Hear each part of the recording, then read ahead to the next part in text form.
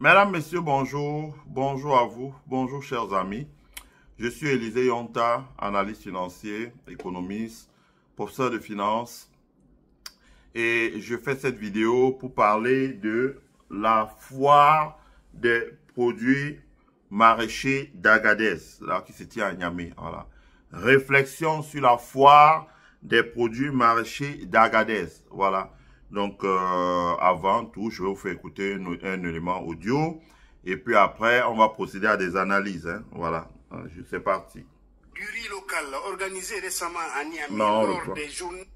Après la foire de promotion du riz local organisée récemment à Niamey lors des journées des riziculteurs du Niger et qui a été un succès à tout point de vue, du fait de l'engouement qu'elle a suscité chez le consommateur et grâce à l'accompagnement du chef de l'État, le général de brigade Abdraman Chani, qui a même effectué le déplacement, celle des maraîchers d'Agadez à Niamey se prépare activement avec l'accueil ce mercredi matin des producteurs de la région de l'Aïr par le ministre en charge de l'agriculture et de l'élevage, le colonel Mohamed Laj Ousmane, accompagné des premiers responsables de la région et de la ville haute à l'entrée de la capitale.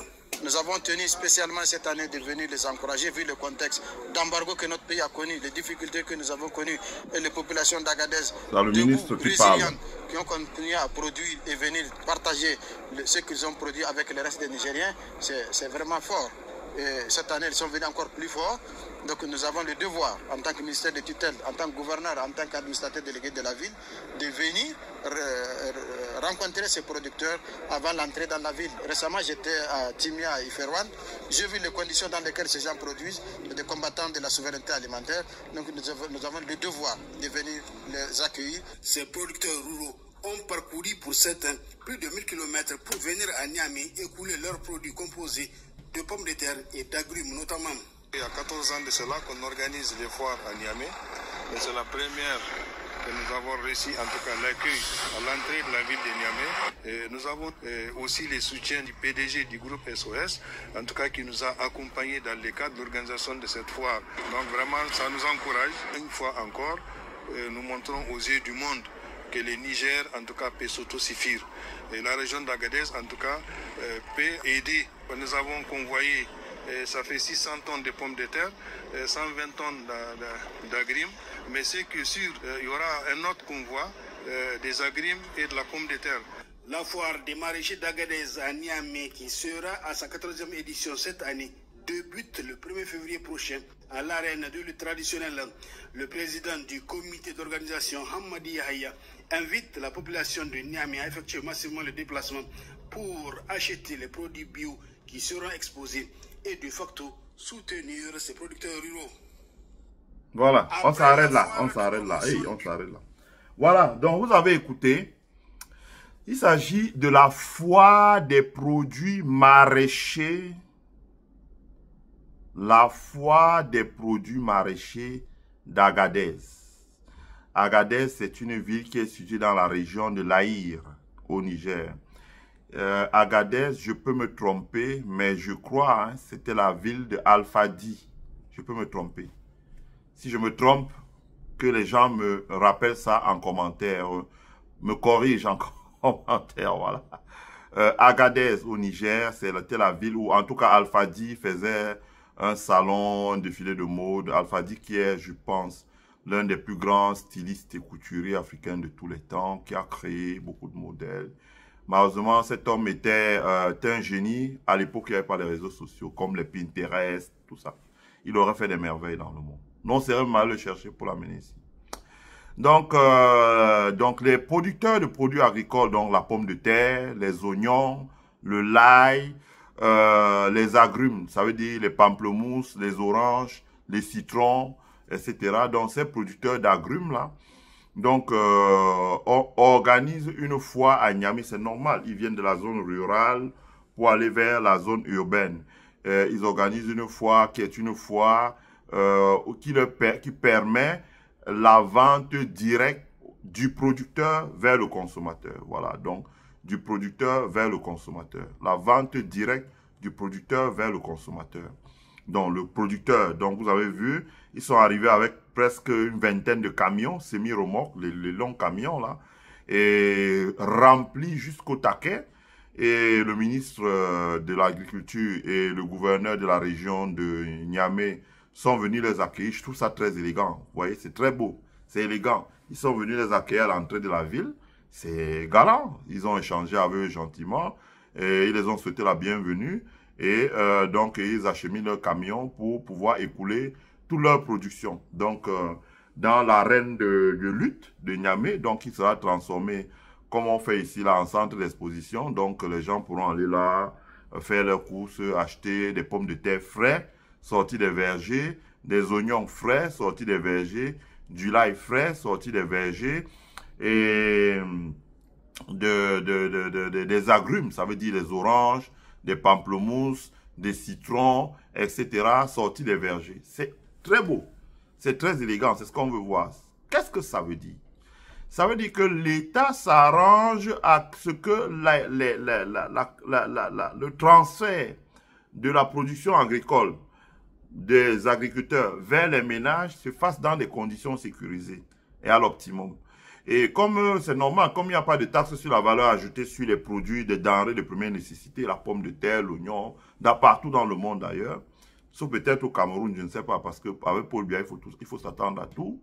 Donc, comme il n'y a pas la taxe sur la valeur ajoutée, ça fait qu'on peut faire des ventes promotionnelles et écouler les produits, donc, pour les choses. Donc, je trouve que c'est une très bonne chose de la part des autorités nigériennes parce que ce type d'activité, on le voit aux États-Unis. Je vais expliquer plus tard. Ça permet d'éliminer le poids des intermédiaires qui concentrent souvent une grande partie des marges au détriment des pauvres producteurs. On le voit dans le cacao. L'Afrique ne perçoit que 6% du prix du business que le cacao génère. Et quand bien même l'Afrique commence à transformer, à triturer le cacao aujourd'hui, elle passe de 6 à 17%, donc 20% maximum. Donc il y a encore 80% qui nous échappe. 80% qui nous échappe.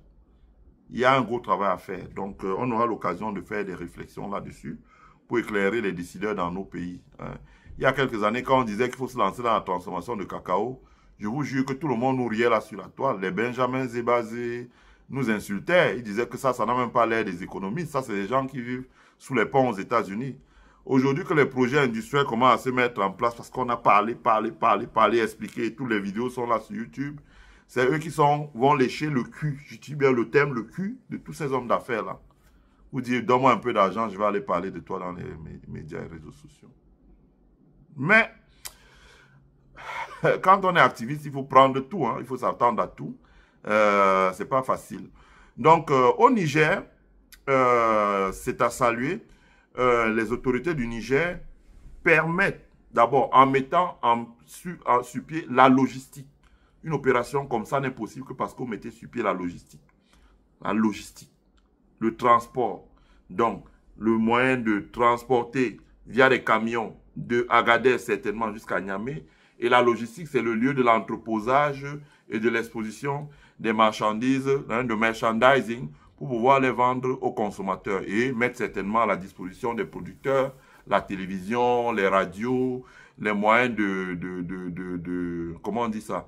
La télévision, les radios, les moyens de propagande de l'État ou de communication de l'État pour que ça atteigne les personnes. Je veux dire que c'est ce qui devrait être fait. Quelle est la conséquence de ça? Je parle en tant qu'économiste.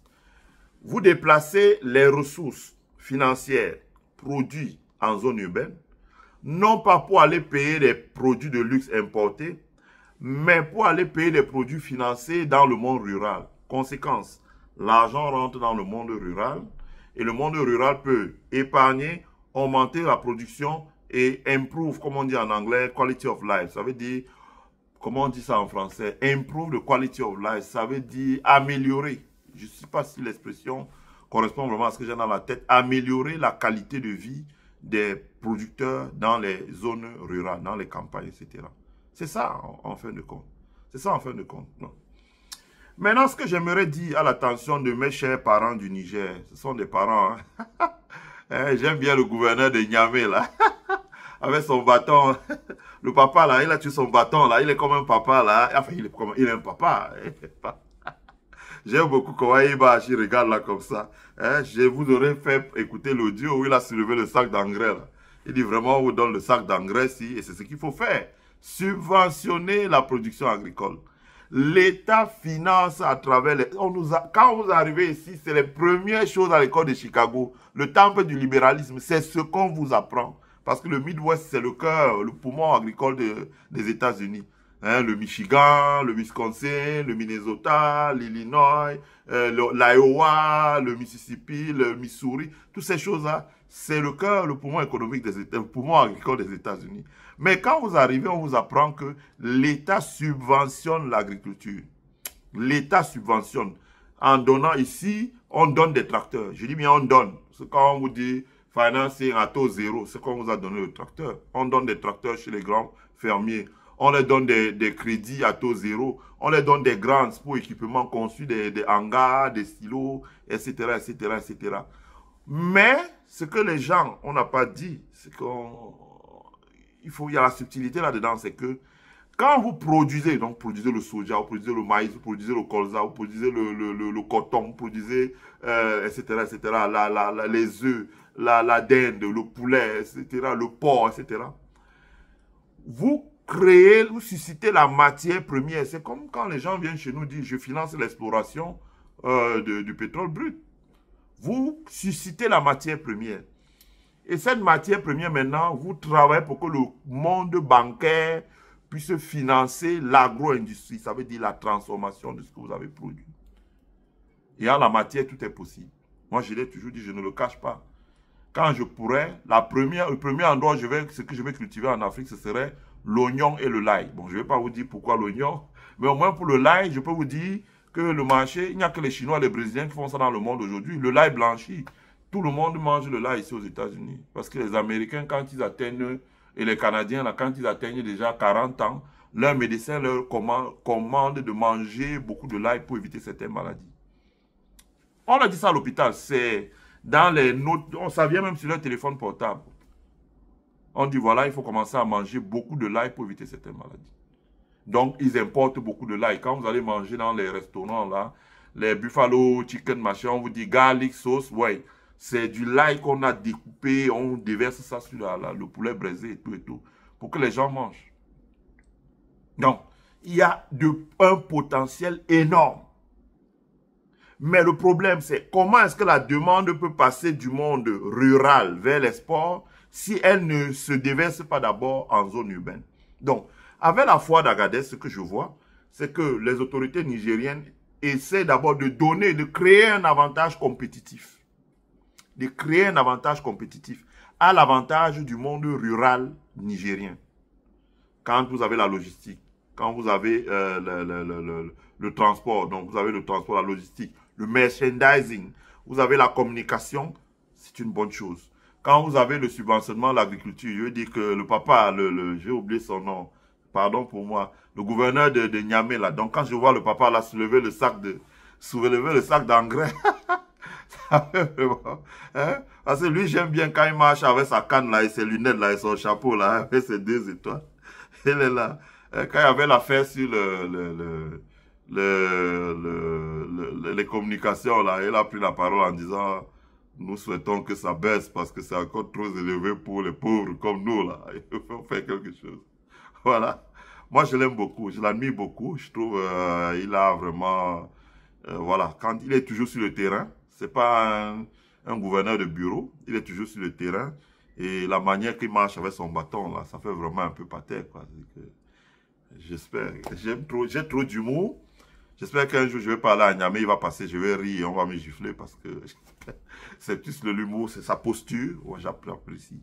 Donc, on l'a vu distribuer de l'engrais, des produits sanitaires chez les producteurs et en leur disant, voilà, c'est pour que vous puissiez produire. Ce que je voulais dire, en fait, c'est que le succès de l'agriculture passe par la création des coopératives et le financement de ces coopératives. Parce que quand vous mettez en coopérative, vous réalisez des économies d'échelle. Vous pouvez acquérir du matériel. Et le matériel, vous optimisez l'utilisation du matériel. Ça veut dire que si vous êtes une coopérative qui encadre 100 producteurs qui chacun font 10 hectares, non, vous êtes déjà à 1000 hectares. Donc, à 1000 hectares, si vous avez acquis un tracteur ou 2 tracteurs, les 2 tracteurs, vous l'utilisez à fond pour labourer les 1000 hectares. Hein? Vous faites des économies d'échelle, vous groupez les achats. L'État peut même créer une centrale d'achat nationale comme au Niger, qui négocie les prix, mais vraiment bas, va à la source. Pour acheter vraiment bas, ça veut dire que la centrale d'achat, si elle fait ce qu'on appelle en statistique forecast, ça veut dire qu'elle fait des prévisions. Il y a des moyens de faire ça, elle collecte les données, elle construit un petit modèle sur Excel là. Ça lui permet de savoir, bon, combien de tonnes d'engrais, de ceci on va utiliser, 100 000 tonnes. Bon, ok. Les 100 000 tonnes, elle peut déjà mettre une usine qui fonctionne à 100 000 tonnes. Et augmenter les capacités de l'usine. Vous comprenez? Ça permet que, on dit à l'usine, c'est ce que le Burkina Faso a fait, je n'invente rien. La vidéo est sur notre chaîne YouTube. Vous pouvez la regarder. Le ministre burkinabé a visité une usine qui peut déjà formuler 600 000 tonnes d'engrais et pesticides et fabriquer 2000 tracteurs par an. C'est comme ça que vous faites. Parce que c'est ce qu'on appelle les économies d'échelle. C'est pas chacun se débrouille dans son coin, voyage en France, va voir son tracteur en occasion, ramène. Non, non, non, non, non.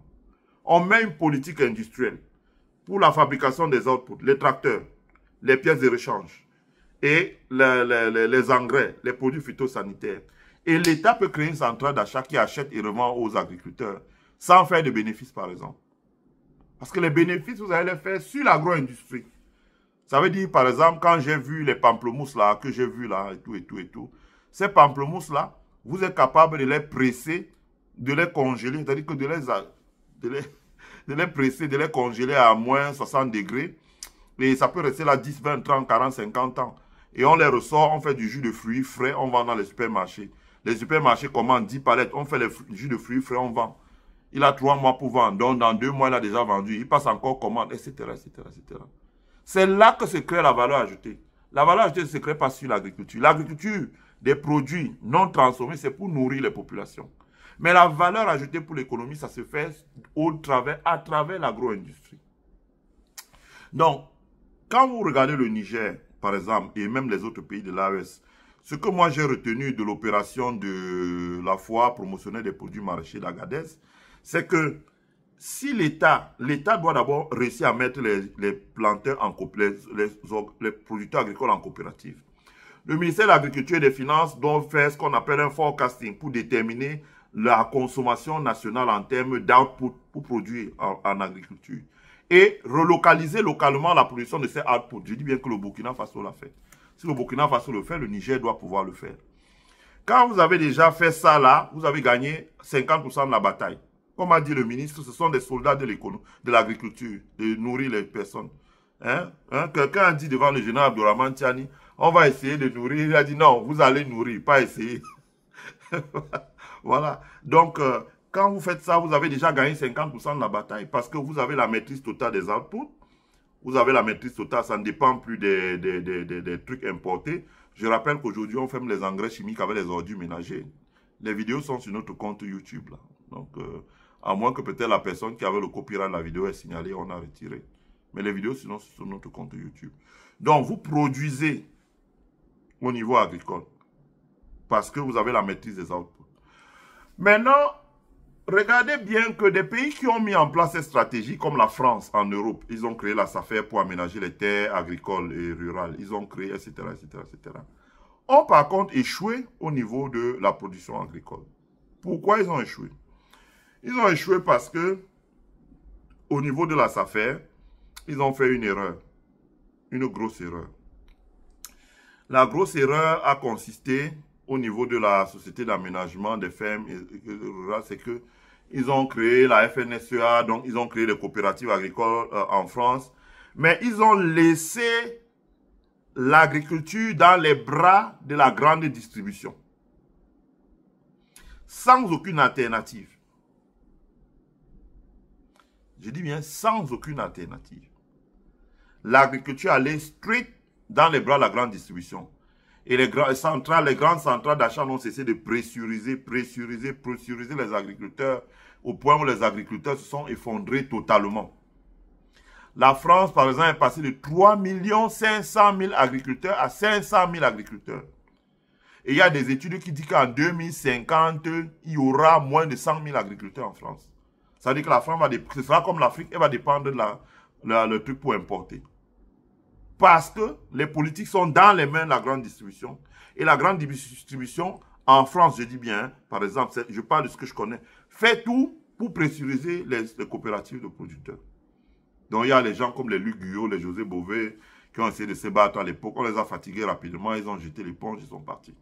José Bové se battait pour une agriculture paysanne, les Luc Guyot se battaient, la FNSEA, tout ça est tombé à nous. En revanche, aux États-Unis, pourquoi les agriculteurs résistent? Parce que les agriculteurs, l'État leur a donné le moyen de concurrencer la grande distribution. Pas vraiment concurrencer, mais d'exister à côté de la grande distribution. En créant ce qu'on a appelé les farm market. Farm, F-A-R-M. Farm, market, M-A-R-K-E-T, market. Farm market. Le marché des fermiers. Ce sont des magasins. Ceux qui vivent aux États-Unis voient ça. Moi, c'est là que j'aime aller faire mes courses. Quand j'ai vraiment envie de me faire plaisir, je vais dans les farm markets. C'est là que vous achetez la vraie nourriture. Quand vous entrez dans les farm markets, vous voyez parce que ça vient direct bord de champ. Vous voyez quoi? Les producteurs de lait, par exemple, quand vous vous déplacez dans les trucs ici, le producteur de lait, il a les vaches, les 1000, il a comme ça 80, ça fait 80 000 vaches parce qu'on se déplace là-dedans avec la voiture, ça fait 80 000 vaches et les vaches là, elles produisent du lait, énormément de lait. Qu'est-ce qu'il fait? Il a une usine où il transforme. Il ne va pas dire, je vais déposer à l'usine, l'usine vous dit, ah non, vraiment, on n'arrive plus à vendre le fromage parce que la grande distribution fait ceci, on va acheter le lait en dessous des prix de distribution. Il y a eu des gens qui se sont battus en France, hein. J'aimerais profiter ici pour leur rendre hommage. Pas Luc Guyot, là, comment il s'appelait, il avait quitté après le ministère de l'Agriculture, là, c'était sous Jacques Chirac, je me rappelle, il était dégoûté, il a abandonné la politique, j'ai oublié son nom, il mettait les lunettes comme ça, il a abandonné la politique et il est parti au travail au Crédit Mutuel. Ouais. 80 000 ici aux États-Unis.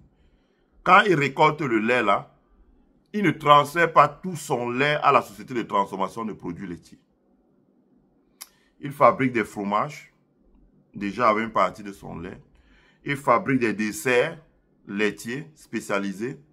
Les desserts, là, les grilles yogourt, des trucs comme ça, là, il fabrique. Sorti direct de la ferme, là. Et puis, il fait aussi son lait. Et puis, il vend le supplément dans les grands magasins. Donc, peut-être il transforme la moitié, là. L'autre moitié, il vend chez les industriels. Mais, le marché est organisé de manière que ce que lui produit dans sa ferme, là, c'est vendu dans leur market, farm market. C'est pour dire quoi? Pour dire que ça a créé le fait que les producteurs, les fermiers américains n'ont pas été écrasés par la grande distribution. Premièrement. Deuxièmement, ils ont préservé le savoir-faire. Ils ont créé des marques. Ils ont donné l'identité à leur métier. Parce que la marque, ça permet de véhiculer une identité. Ils ont créé des normes, etc. Ils ont créé des magasins farm market. Je vous dis, vraiment, si vous avez vu aux États-Unis, demandez où sont les farm market. Même quand vous voyez des chaînes comme Whole Food, voilà. Le mot m'échappait complètement. Whole Food. Quand vous allez chez Whole Food, ce sont ces produits-là. C'est des produits qui viennent directement de la ferme. C'est des produits bio. Qu'est-ce que les agriculteurs de Agadez là, viennent vendre à Niamey? C'est des produits bio. C'est la pomme de terre naturelle sortie des champs, etc., etc. L'État doit leur donner les moyens, non plus de venir ponctuellement et repartir, mais de créer des magasins, des farm markets. Ils ont besoin de commencer avec un point. Mais il faut qu'ils soient regroupés en coopératives. On dit, voilà, vous êtes des coopératives de producteurs. Vous mettez maintenant en fédération de coopératives sans... Vous créez des entreprises avec un actionnariat. Ça peut être une société anonyme avec un actionnariat. C'est la société anonyme qui achète 50% de la production des planteurs, des agriculteurs, mais laisse l'autre pour que ce soit vendu sur les marchés, dans les supermarchés. Et ils créent maintenant des farm markets. Quand ils ont des produits typiques, voilà, ils font de pamplemousse, ils font de l'orange, ils font de pommes, ils font des oignons, ils font des haricots, etc. Les produits sont vendus. C'est pas comme dans les supermarchés, c'est vendu en vrac. Donc, quand vous rentrez au marché, d'ailleurs, J'ai un oncle, je ne vais pas trop citer son nom là, mais tous ceux qui vivent au Cameroun connaissent des magasins Niki. C'est ce concept-là qu'il avait amené à Niki. Niki. Hein, comme on dit au Cameroun, le supermarché du pauvre et de la classe moyenne. Niki à Yaoundé là. Donc quand vous entrez à Niki, vous pouvez payer le riz, le haricot, la patate, les oignons, les trucs produits localement. Les gens viennent, ils font des bons, des femmes viennent de partout, on fait des bons, les bobolos, les bâtons de manioc, les gens, etc. Tous ceux qui sont au Cameroun connaissent des magasins Niki à Yaoundé. Ce n'est pas les riches qui en ont, c'est les pauvres. Et les gens entrent là, ils se nourrissent. Ça peut contribuer à baisser les prix et à faire qu'il n'y ait pas l'inflation au Cameroun. Vous comprenez? C'est de ça qu'il s'agit. C'est de ça qu'il s'agit. Quand vous entrez à Niki, vous voyez le rayon agriculture, c'est les produits agricoles sortis tout droit des paysans camerounais. Ce n'est pas des produits importés. Les femmes qui font des bâtons de manioc viennent là-bas, elles mettent dans les cartons. On dit, bon, ok, allez amener 500 cartons. Elles vont là, elles travaillent.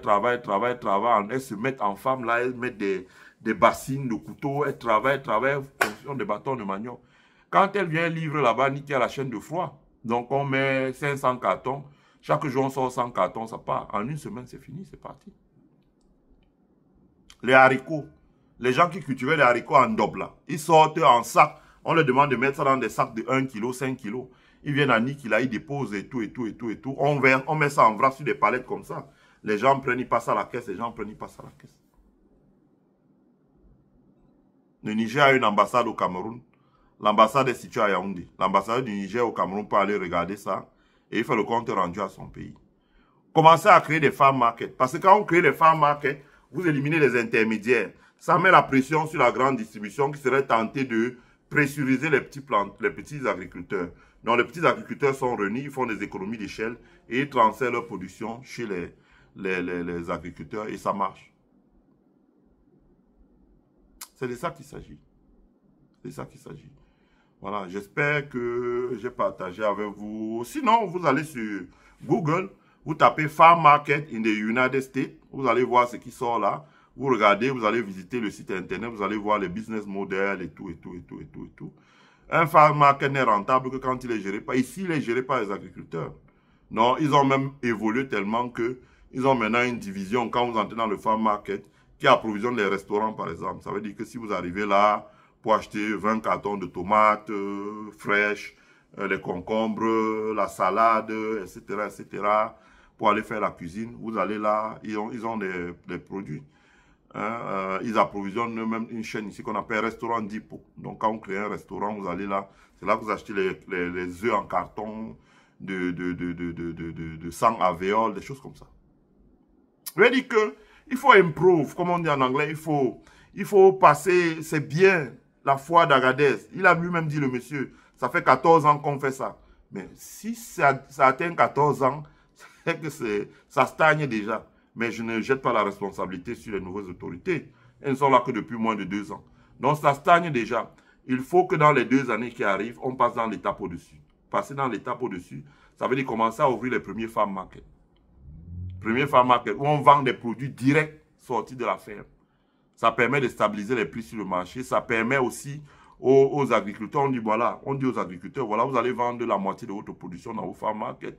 L'autre moitié, vous allez mettre dehors. Ou bien vous allez vendre un tiers là, un tiers, vous allez mettre dehors. Comme ça, vous avez déjà la chaîne de froid, etc., etc. Et quand vous vendez, il y a un endroit où le grand public peut acheter, il y a un endroit où les restaurants peuvent acheter.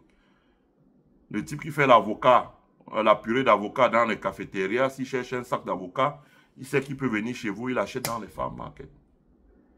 Ouais. Et donc, ça va permettre que déjà sur Niamey, il y a des endroits où les agriculteurs peuvent écouler de manière stable. Et les camions peuvent venir de manière stable toute l'année. Ça devient comme une sorte d'arène commerciale où on vient acheter les produits des planteurs. Et les planteurs labellisent, mettent une étiquette, donnent une identité, disent ça sort d'Agadez, ça sort de Dosso, ça sort de Difa. Excusez-moi, je commence à m'habituer un peu, etc. Et vous écoulez. Ça, ce sont des politiques publiques. Aux États-Unis, ce sont des politiques publiques du ministère de l'Agriculture. Dans l'Amérique libérale. Financé et subventionné par l'État. Qu'il soit démocrate ou républicain. Nous devons copier ça chez nous. Et donc, on ne doit plus dire les histoires, oh, la Banque mondiale était venue nous dire d'abandonner l'agriculture. Il faut arrêter ça. Comment on peut vous dire d'abandonner? Quand tu te lèves le matin, tu manges. À midi, tu manges, le soir, tu manges. Bon, si tu es sous un régime, tu prends un petit déjeuner le matin et tu manges le soir. Non. Comment tu peux dire que tu vas abandonner l'agriculture? Tu vis de quoi? Et dans un pays, 75% de la population est aux alentours de 25 ans. Donc, quand on est jeune, on mange. Voilà. Voilà, je vous remercie beaucoup d'avoir suivi ma présentation. Je vous souhaite à tous de passer une agréable semaine. C'était sur le Niger. La prochaine vidéo que nous faisons sur le Niger, vous devez la regarder en fin de semaine. C'est pour parler de l'Algérie, les relations sud-sud entre l'Algérie et le Niger. Il y a eu de gros progrès au sens où la Sonatrach, comme m'a dit quelqu'un. On ne dit pas Sonatrach, Sonatrach. La Sonatrach et le Niger ont avancé dans la mise en place d'une usine de raffinerie avec complexe pétrochimie. Voilà, la formation des hommes, le capital humain et ensuite la sécurisation de l'infrastructure qu'on va construire donc, pour les assurances, tout ça. On va faire une présentation où on va vous faire écouter une ou deux bandes sonores et puis on va faire des analyses derrière. Ça sera un peu plus long. Je vous remercie, je vous souhaite de passer une agréable semaine. Abonnez-vous à notre chaîne. Invitez vos amis à s'abonner sur notre chaîne. Mettez un like sur la vidéo. Partagez la vidéo sur votre mur. C'est important, partagez la vidéo. Souscrivez à notre membership pour le développement de notre chaîne. Vous donnez un thank you. Tout ça, ça permet de développer la chaîne parce qu'il y a beaucoup de choses à dire et à montrer car le meilleur est à venir. Voilà. Bye.